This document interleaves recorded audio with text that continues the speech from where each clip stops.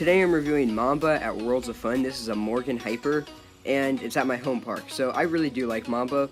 Today we're going to get into a review of it, so let's go. But first, let's get into the stats. It's got a length of 5,600 feet, a height of 205 feet, a drop of also 205 feet, a speed of 75 miles per hour, no inversions, and a duration of 3 minutes on the dot. Overall, Mamba is a good ride. It's my second favorite coaster at my home park, with my favorite being Prowler. Anyways, now we're going to get into a POV, so yeah, let's go. So after going up the lift hill, it will kind of hang you over the drop for a little bit, and then you go down the drop, and it's a pretty good drop. It's not very steep, but it is pretty fun. And here's my favorite part of the ride, the first airtime hill. Now, if you've been on Steel Force, you might know what this feels like. I have not been on Steel Force, so I cannot speak for that, but this is a very good moment of airtime. In my opinion, you get really strong float around this hill, and the drop after it is really good too. It's probably my favorite part of the ride. So yeah, that's why I really do like the first airtime hill.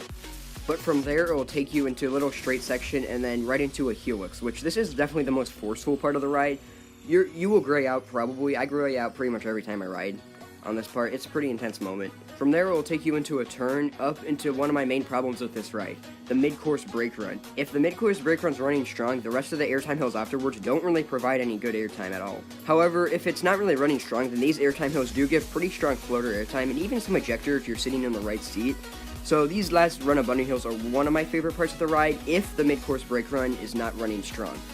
But after all the airtime hills, the ride's basically over. You go into a slow turn that just pops up into the brakes.